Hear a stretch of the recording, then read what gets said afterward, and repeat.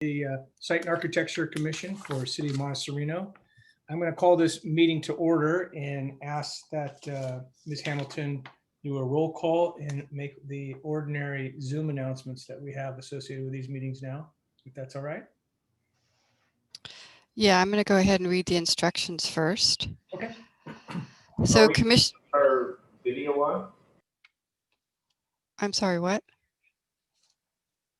Or is video going to be turned on or is it going to be turned off?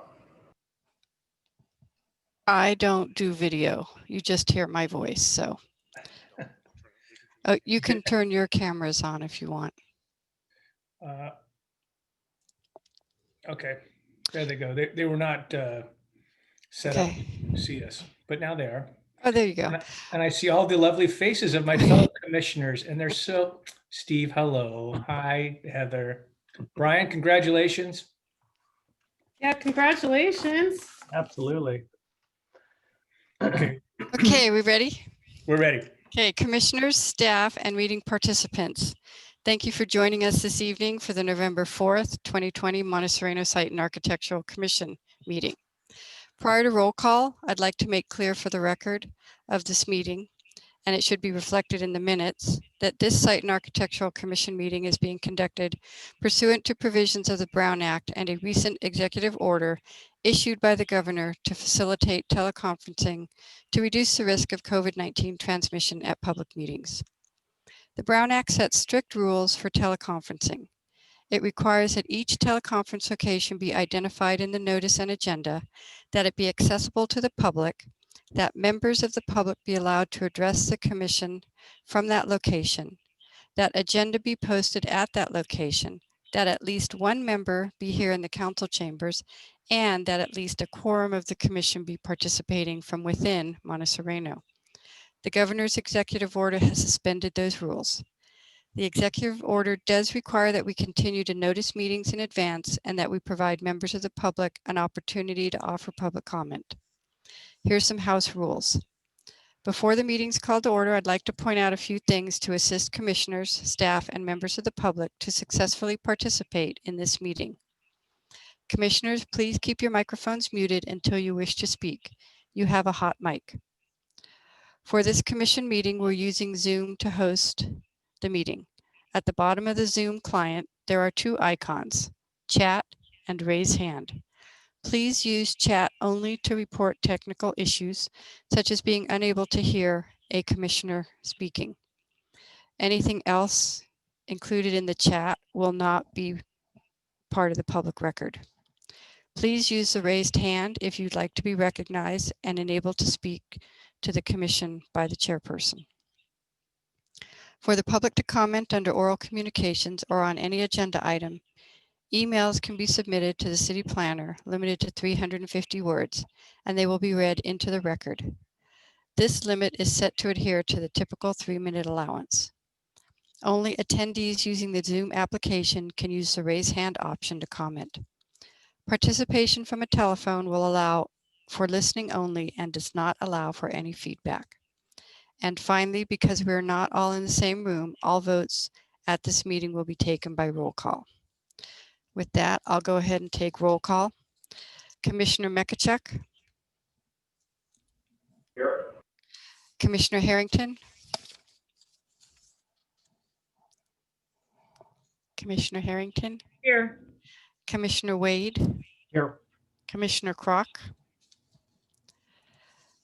Chairperson White. Here. Just to note, Commissioner Kroc is absent. Great. Thank you, Ms. Hamilton. Do we have any orders of the day today? No, everything is as is on the agenda. Okay. We're now going to enter into the public comment aspect of our meeting. This is an opportunity for any members of the public that want to comment on something that is not on the agenda tonight, and be afforded an opportunity to do that with a 3-minute limit. And I'm looking at our attendees, and I see an applicant and Mr. Leonardis and Mr. Kitson. So I don't believe we have any, but I'll make the request if I'm missing somebody. Is there anybody that wants to make a public comment today about something not on the agenda tonight?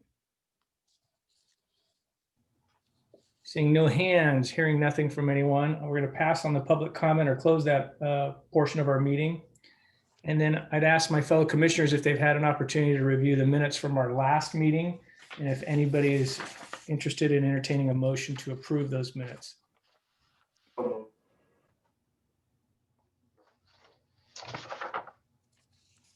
I will move that they be approved as is.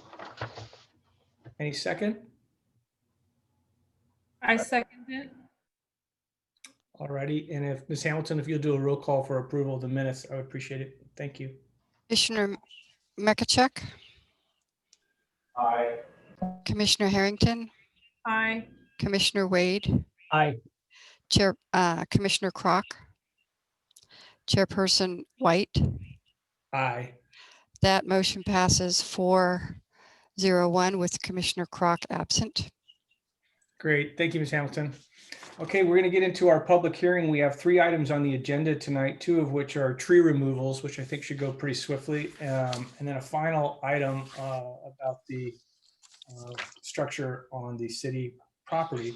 So with that, if we could introduce the first item, which is, I believe, 17681 Bruce, Ms. Hamilton. Thank you, Chairperson White, fellow commissioners. What you have before you is a tree removal permit request for 17681 Bruce Avenue. The property owners are proposing to remove the 2 deodar cedar trees that are in the front yard of that site, both of them measuring 92 and 121 inches in circumference. They obviously were planted years ago when they were nice little Christmas tree looking type trees, but clearly over the past, I would say 50 plus years, have grown to a size which have not only overwhelmed the property, but also created a danger with falling limbs, not only for people on the property, but the adjacent right of way. So the applicants are requesting to remove both trees, and as has been presented to the commission, as well as the applicant, staff would recommend that the requisite findings can be made such that the commission would approve it with a condition that a replacement tree for each of those removed be planted in the same general location, or at least one within the front yard areas. Again, these are the smaller sites, so there might need to be some flexibility relative to the planting of a second tree. And that these trees don't necessarily have to be a native species per se, because again, the area in which this site is located is more of the denser and typical non-native landscaped type landscaping in the yards. So again, some flexibility relative to a smaller landscape type tree might be more appropriate on this site. I did hear from the applicant that they were fine with the proposed condition of planting 2 replacement trees, and I don't believe they are let me just double check. I don't believe they're present, but wanted me to let you know that they were fine with what was being proposed by staff. And with that, I'm available for any questions. Thank you very much, Ms. Hamilton. And I think you're correct, but I'll make the same query. Is there anybody from our attendees that's interested in speaking on behalf of the applicant in relationship to this particular project? All right, seeing and hearing nothing, is there anybody from the general public that wants to speak on this particular application? Again, the silence is there. So with that, I'll close public comment and turn it back to the commission. I don't know if you guys have had an opportunity to review the draft staff reports that Ms. Hamilton and Mr. Leonardis prepared in relationship to these 2 tree projects tonight, but I think they're extremely helpful to us, and they kind of frame the very findings that we're to be making on a regular basis in relationship to these types of requests. And specifically, if you look under that number 4 of the draft memorandum of decision, the findings that we need to make are to be that the trees need to be removed to eliminate the hazard from falling limbs and provide for the safety of those in the public right of way, as well as on the private property. Another one is the removal of the trees will not adversely affect soil erosion, soil retention, or divert or increase flow of surface waters, in that the site is flat and sufficient landscaping remains on the property, providing soil stabilization. Third being that the removal of the trees will not affect the established standard of the area nor affect surrounding property values, and that the property supports other landscaping and replacement trees of an appropriate species will replace the trees removed. I'm not sure if that sense, maybe I skipped a word there, but I think we all agree that that exists, particularly with the requirement for an additional 2 trees to be replaced on the property somewhere. And then lastly, the removal will not affect the number of trees the property can support according to good forestry practices, and that replacement trees of a more appropriate species and size will be planted in their place, which again speaks to that point. Anybody have any concerns about any of these findings at this particular address? I don't have any concerns regarding the findings. My only question to Ms. Hamilton is, did any member of the public in the neighborhood say anything about object to the removal of the trees? Staff did not receive any correspondence or calls from area residents as a result of the noticing.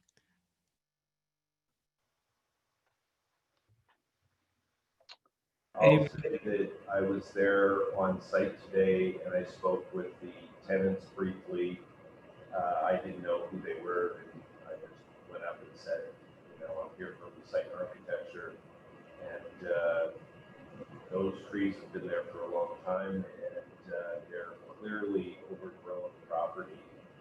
So I would support the removal and the replacement of those 2 trees. Steve or Heather, do you feel differently than Brian on this topic?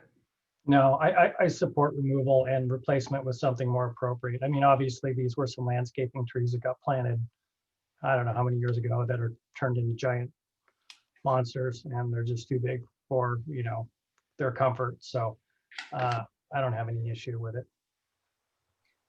I don't have any issue as well. Okay. Yeah, it's sad to see trees that were planted in 1947 disappear, but I agree with it, the findings of staff and everybody's comments tonight. And I would move that we approve this application consistent with the terms of the memorandum of decision for tree removal permit supplied to us by staff. I'll second that.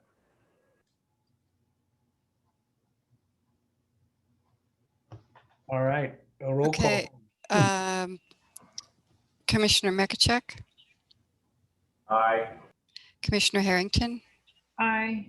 Commissioner Wade, Aye. Commissioner Crock, Chairperson White. Aye. That motion passes 401 with Commissioner Crock absent. Great, thank you, Ms. Hamilton. Okay, item 1 from our agenda is resolved.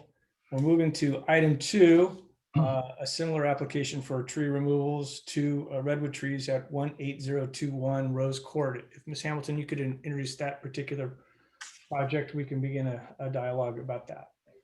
Yes, what you have before you is a tree removal request for 18021 Rose Court. The property owner is requesting to remove 1 redwood tree, which is approximately 146 inches in circumference. And it's located right adjacent to their driveway at the front property line. So it's very large, and again, has pretty much outgrown the site and drops limbs at its leisure and presents a hazard to both the private property owners as well as those on the public right-of-way. So again, as presented in the draft memorandum of decision, Staff is recommending removal with the condition that one replacement tree be planted, in that the requisite findings can be made to support that removal. With that, I'm available for questions, and I believe the property owner is present to speak on the matter. Thank you, Ms. Hamilton. Do commissioners have any questions for Ms. Hamilton before I open up public comment and an opportunity for the applicant to speak if they choose? All right, hearing none.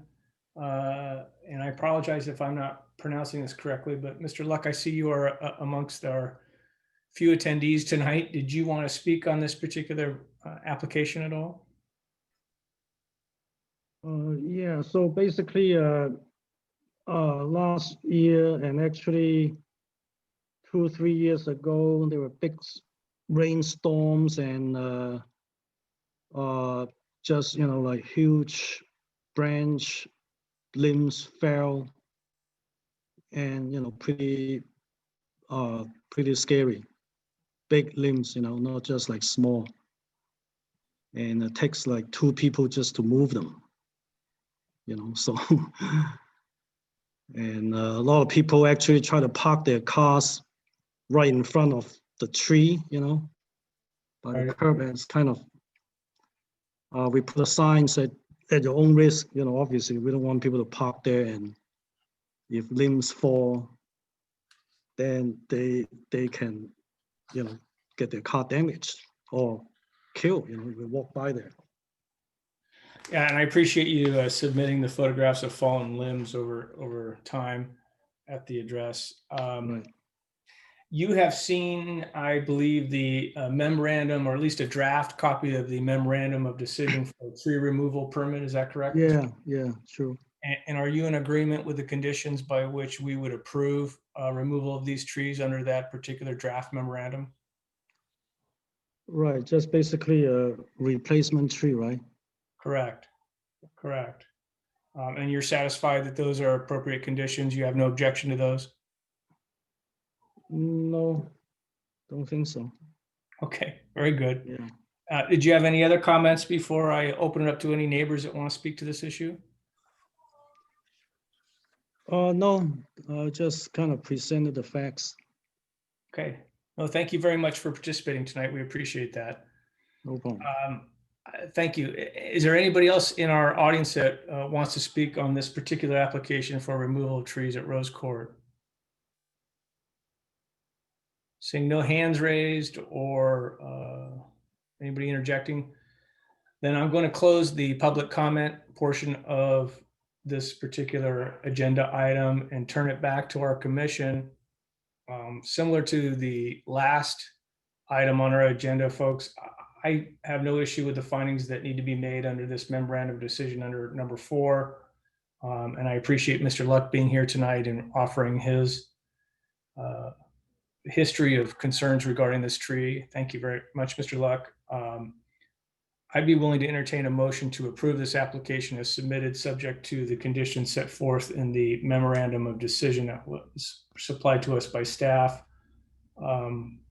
Anybody else have some concerns about this one? I have no concerns. Again, this looks to be like a landscaping tree that was planted a number of years ago. It's now giant and too big for the spot that it's in. So I don't have any issue with it being replaced with something more appropriate. Heather or Brian? And as much as I hate to see all these large trees be removed, it's just really difficult to maintain a tree of that size on a smaller lot. So I would support the motion to remove the tree. I would support the motion to remove the tree, and I would wish Mr. Luck good luck in removing the stump. That's a Good point, Brian. Yeah, there was an era, I think, where people decided to do insta landscaping by planting redwood trees. It made it look like something had been there forever, and it just gets really ugly over time and too much of a maintenance task for the owners. So I'm going to move to approve this application as submitted under the conditions of the memorandum of decision for tree removal permit submitted to us by staff in relationship to 18021 Rose Court. Is there a second? I second it. Okay, if you do a roll call for us, Ms. Hamilton, I'd appreciate it very much. Thank you. Okay, Commissioner Wade, Now, aye. Commissioner Mekachek, Aye. Commissioner Kroc, Commissioner Harrington, Aye. Chairperson White. Aye. That motion passes 401 with Commissioner Kroc absent. Great, thank you. Mr. Luck, good luck with the tree route, as Mr. Mekchuk points out to us. The stump removal may be a difficult task there. With that, we're going to pass on item number 2 and move to item number 3, which is our very own property here in the city of Monte Sereno. Jeannie, if you would be so kind as to introduce that particular item, I'd appreciate it. Thank you.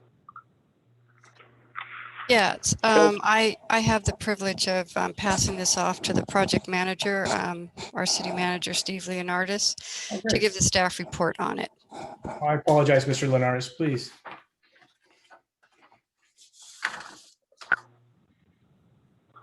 Well, thank you, Chair and Commission. Before you this evening for consideration is an application for a use permit for the building right next door. We are all very familiar with the former post office site. In the staff report, as you have reviewed, it says provide a recommendation on the use permit U-20-01 for the remodel of an approximate 950 square foot annex building, commonly referred to as the former U.S. Post Office space. This is exempt per CEQA guidelines section 15303, new construction or conversion of small structures. Staff recommends that the Site and Architectural Commission recommends to the Monte Sereno City Council to approve the requested use permit for the annex building or former post office space located at City Hall. The existing exterior features and design will largely be unchanged. An ADA compliant access ramp and a patio will be added to the east side of the building. The current U.S. mailbox drop-off entrance will be closed, and landscaping as exists currently across the front of the Civic Center will be added. I'll get into the background. The former City Hall, Council Chambers, and U.S. Post Office building or annex building located at City Hall has primarily been used for storage for several years. The most recent use of the building was for West Valley Clean Water Program, which occupied the space about 2 years ago. Prior to that use, the building was used as a post office. On May 12, 2020, the Monte Sereno City Council was presented a concept of the annex building repurpose at the council's annual goal-setting meeting. The concept, which utilizes the existing building footprint, includes repurposing the interior and exterior for multi-use for public benefit. Some envisioned uses include art classes, yoga, Tai Chi, movie nights, youth commission, and other civic meetings, such as ours this evening, cooling center, emergency operations center, book clubs, lounge space, guest speaker events, and a community resource center, to name a few. This application includes a use permit. The use permit applications are within the authority of the City Council to approve pursuant to the Monte Sereno Municipal Code sections 10.08.055 and 10.10.010. The Site and Architectural Commission is to provide its recommendation to the City Council on the proposed use permit. And that concludes kind of the introduction and background. And if you would like, I am available for questions. And I want to thank Ms. Hamilton for helping me get this staff report put together. This is my first time putting together a land use staff report. So thank you.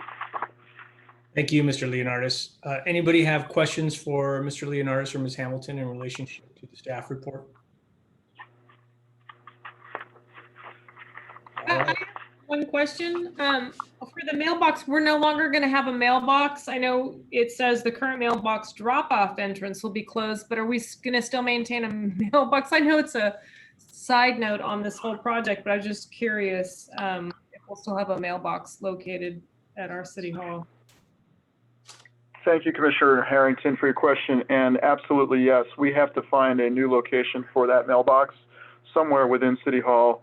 That mailbox gets quite a bit of use, including by our staff here. So people have really come to rely on that, and we want to incorporate that in some location. Because that entrance will be closed off, more than likely it will no longer be, you know, as it is now, kind of a drive-through. You reach out your left window and put the mail in. You'll probably have to park in a spot, get out of your car and put the mail in. I was kind of envisioning something to that effect. I can't think of how to make it so you can still drive up to it. But with that said, it'll at least be relocated and still be there for use by residents. Okay, thank you. And Mr. Leonaris, it looks like from the plans, by getting rid of that right-of-way, if you will, between the two buildings, we're actually going to increase parking here. Is that correct? The parking will largely remain the same. We may pick up one spot or so.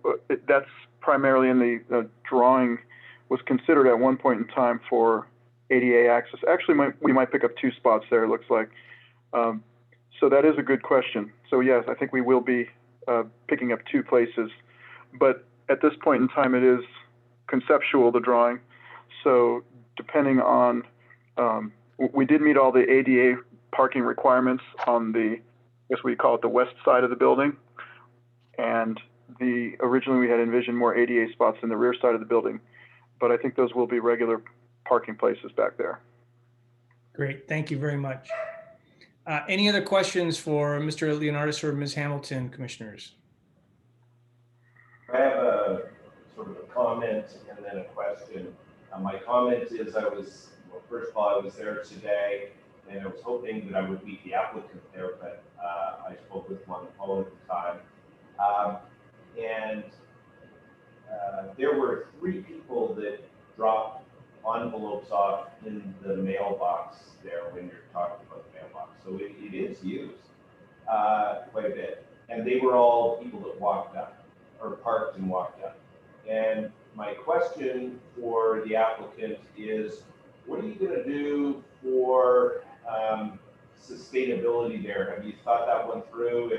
If you can have solar panels up and that sort of thing? There's nothing in the diagrams that indicate that. Yes, and thank you for your question, Commissioner Makachek. We intend to, I hope, have what we call a net zero. You're more familiar with the terminology than myself, but a net zero building footprint when we do this. So I have every intent to incorporate some kind of a solar apparatus on the roof, probably the west side of the roof facing Rose Avenue. I think that would be the most opportune place to get the most energy from the solar. And I considered as well, potentially down the road, researching adding solar parking structure in the parking lot. As you know, the city buildings are quite old, and I think it would be good to look at, to increase their lifespan, especially this particular building, incorporate a lot of these energy efficient matters. You and I had discussed the generation, the backup generation system, battery system, a water heater system as well. So those would all be elements of the building application. And I'm looking at the plans right now. I think we have plenty of opportunity, but the ultimate goal would be to try to create that, net zero footprint.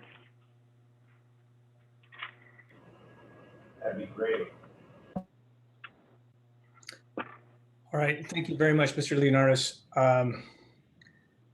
I would ordinarily open this up to an opportunity for the applicant to speak, but I think we killed 2 birds with 1 stone there. Unless there's something else to be heard from Mr. Leonaris or Ms. Hamilton on behalf of the applicant in relationship to this particular agenda item.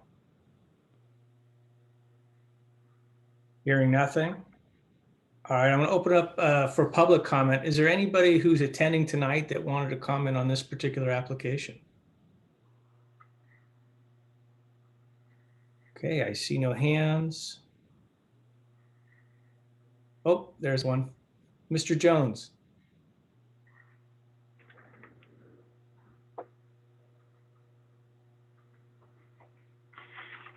Mr. Jones, I show your mic muted. Maybe that's, Okay, now can you hear me?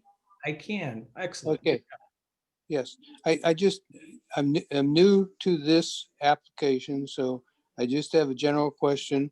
What's the general objective of doing this? And what's the cost to the city and to the residents? Thank you.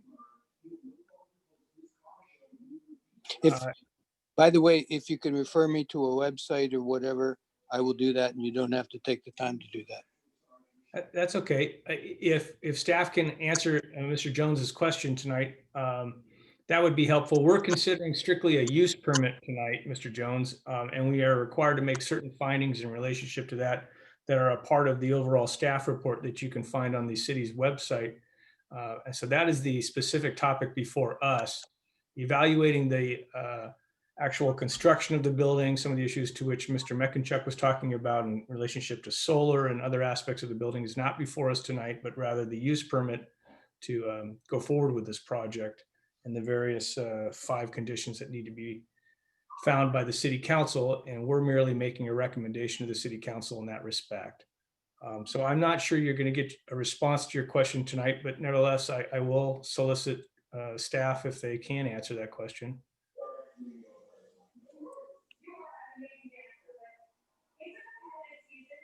Ms. Hamilton or Mr. Leonardis? I'm thinking Mr. Leonardis might have some, sense of what the budget for this project is and whether or not it's gone before council. And thank you, Chair White and Ms. Hamilton. So to answer Mr. Jones's questions, first we will start with the purpose and intent of the building. As we all know, it's been vacant since I think 2013 or 2014 when it was last used as a post office. Subsequently was used briefly by the Clean Water Program. And right now it is primarily being used as storage.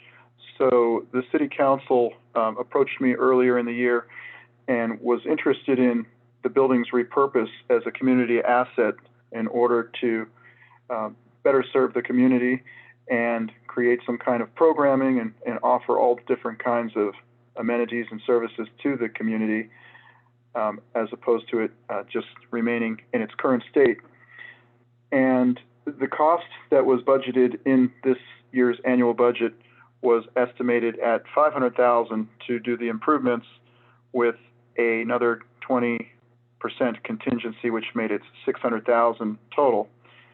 We believe that cost to be higher than necessary, but we wanted to make sure that we were overestimating rather than underestimating.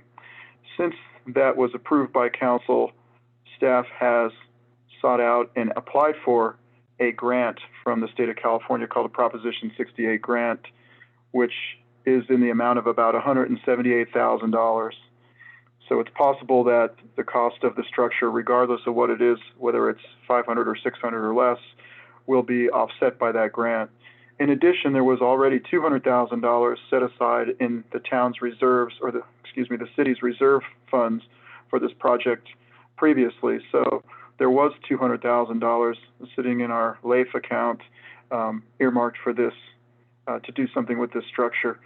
So essentially, if you take the original $200,000 plus potentially the grant, it's very a minimal hit to finances of the town. The town has enough money to cover this without taking out any financing or anything like that.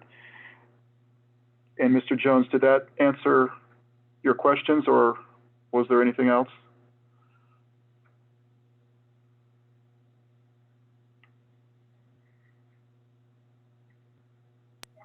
Can you hear me now? Yes. Okay, yeah, thank you very much for that. And I appreciate looking at this in the future. Thank you for your explanations. Oh, you also mentioned if there's a place where you can view this on the website, and there is. It is under our projects online, and you can see, if you click on it, you can see all the projects that are currently pending in the city. Thank you. The ones earmarked for public hearing. Thank you. Thank you, Mr. Jones, very much. Any other comments from the public or concerns or questions? All right, seeing nobody else in our attendees. Again, thank you, Mr. Jones. Appreciate your participation tonight. I'm gonna turn this back to the commission. I hope all of you had an opportunity to review the 5 conditions under which we're supposed to be evaluating this particular recommendation for issuance of a use permit at this location. They're found on page 4 and 5, I believe, of the staff report. Commissioners, do you have any questions or concerns regarding the required findings in relationship to a recommendation for the city council to issue such a use permit?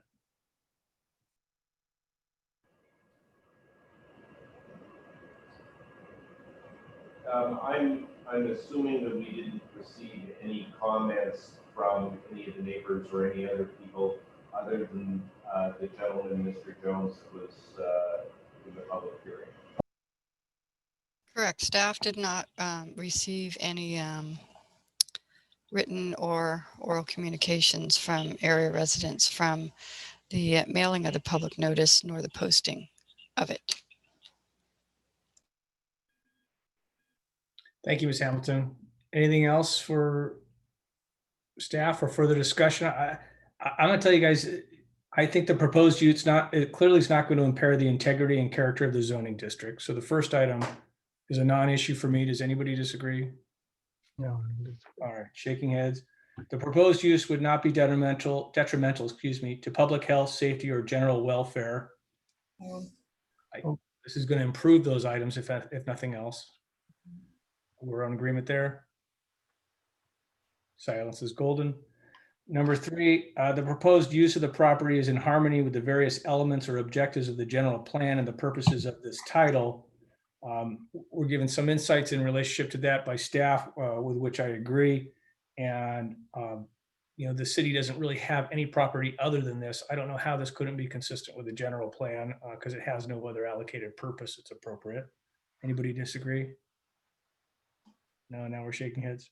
All right, and then number 4, the proposed use as designed will not cause a substantial adverse impact upon the environment, or the proposed use will provide public benefits which outweigh the substantial adverse impact upon the environment.